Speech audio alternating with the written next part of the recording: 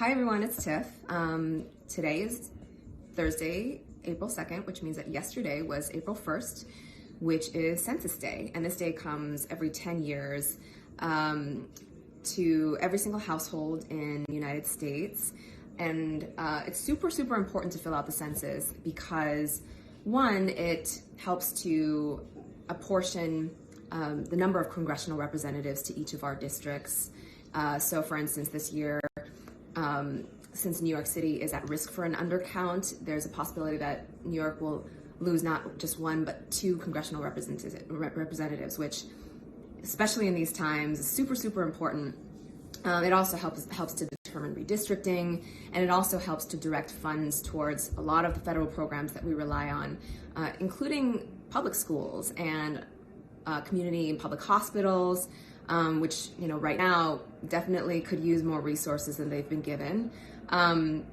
Also, roads and infrastructures. If you are constantly complaining about the roads in your city being bumpy or unpaved, or bridges looking kind of like old and decrepit, the census helps to direct funding towards those things, the things that really improve our quality of life. And particularly if you have kids, if you think about the census as being really the benchmark for how much funding goes to our kids' schools for the next 10 years. Every kid going through K through 12, that's like a huge chunk of their time actually in school. So that's why it's super important.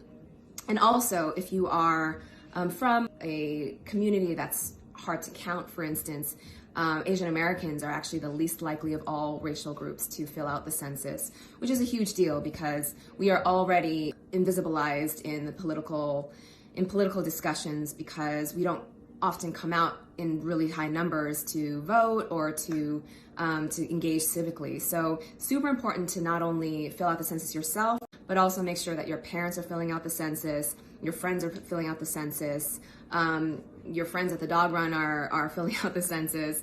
And there are also a lot of other hard to count communities, immigrants, folks who don't speak English as their first language, African American, Latinx, families. Like, we all need to get counted so that we can get our fair share of representation and federal resources.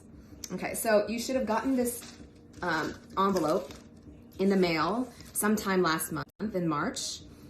And I'll post a picture of it, of what it looked like before I savagely opened it up with excitement. It's only gonna have two pieces of paper in it. One that's blue that has your census ID, please record that number, and also a language guide. So a ton of languages that are made available. And there are also a lot of organizations that offer in-language materials and resources, how-to guides in Spanish or in various Asian languages. So that's a good thing.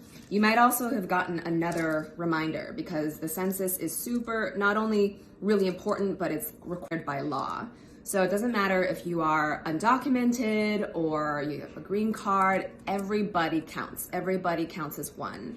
It doesn't matter your age, doesn't matter your immigration status, but it's one per household. So it's not one per person, one per household. All right, cool. So let's get started.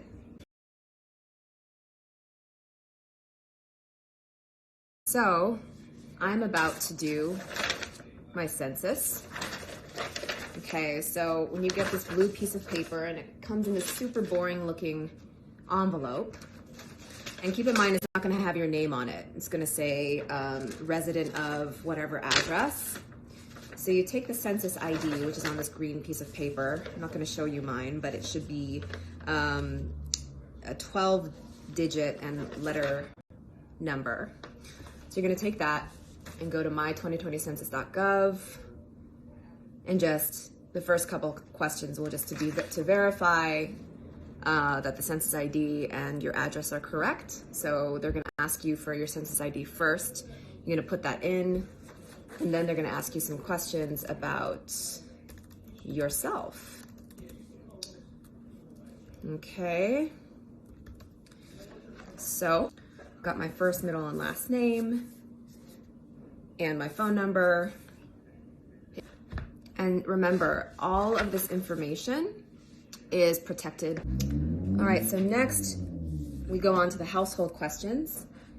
The next question says, including yourself, how many people were living or staying at your address on April 1st, 2020. And that was just yesterday. Today is April 2nd, so hopefully you can remember. Don't forget to count kids under 5. Babies count as one person. Senior citizens are often left out of the count, so don't forget to count them. Spouses, I have a spouse. He's right here. He counts as one person, but there's no one else in the apartment, so I'm just going to put 2.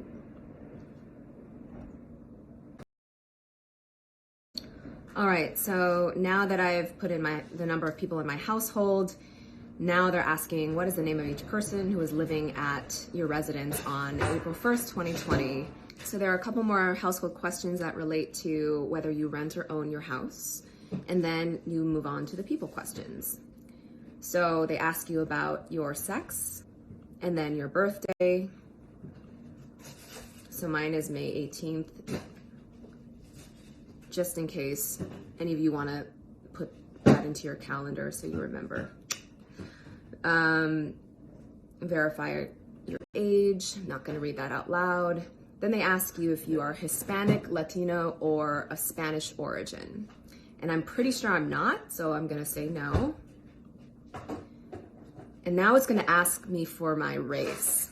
Okay, so for the first time, if you are Black or African American, you can actually put in your ethnicity. This was not true in the 2010 census. If you are, like me, of Asian descent,